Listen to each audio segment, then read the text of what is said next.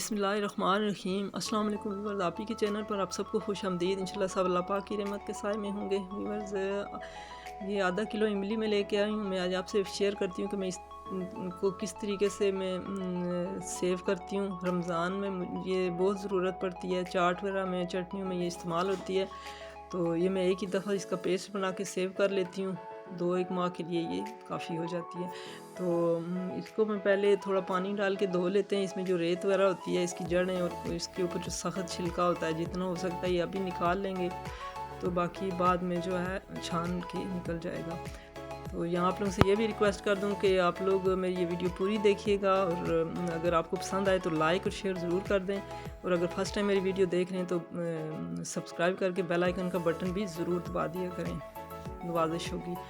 तो ये इसके इस तरह से धो के अच्छी तरह इसके मैं छिलके वगैरह निकाल के, तो ये इस तरह मैंने इसको पानी डाल के एक देगचे में ये मैं इसको चूल्हे पे रख लिया था, और ये थोड़ा मैंने 2-3 बॉयल आने के बाद इसको उतार लिया। तो अब ये ठंडा होता है जब तक।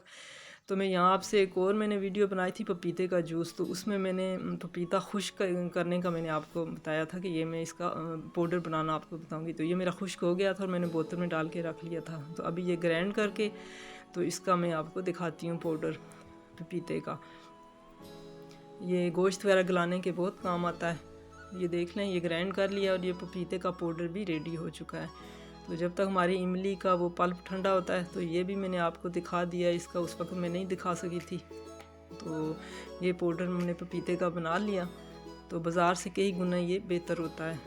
तो अब इमली का जो है वो ठंडा हो चुका है, तो इसकी इस तरह से गुठलियाँ निकाल लेते हैं सारी चुन के।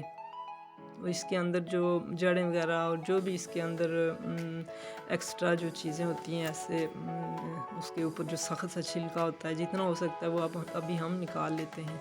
तो ये मैंने सारा इसको साफ़ कर लिया। तो इसके नीचे जो थोड़ी बहुत रेत वगैरह ये बची हुई थी, ये भी मैंने ये पानी डाल के तो इसको ऐसे छान लिया। तो ये नीचे देखें, ये निकल गई। तो अब इसको मैं ग्राइंड कर लूँगी अच्छी तरह। जी व्यूअर्स, ये ग्राइंड हो गया। अब इसको हम इस स्ट्रेनर में छान लेते हैं।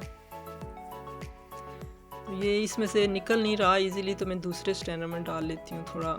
जी, तो इसमें से ये देखें, ये अच्छी तरह जो ग्राइंड होने के बाद जो छिलके एक्स्ट्रा रह गए थे वो भी इसमें से निकल गए।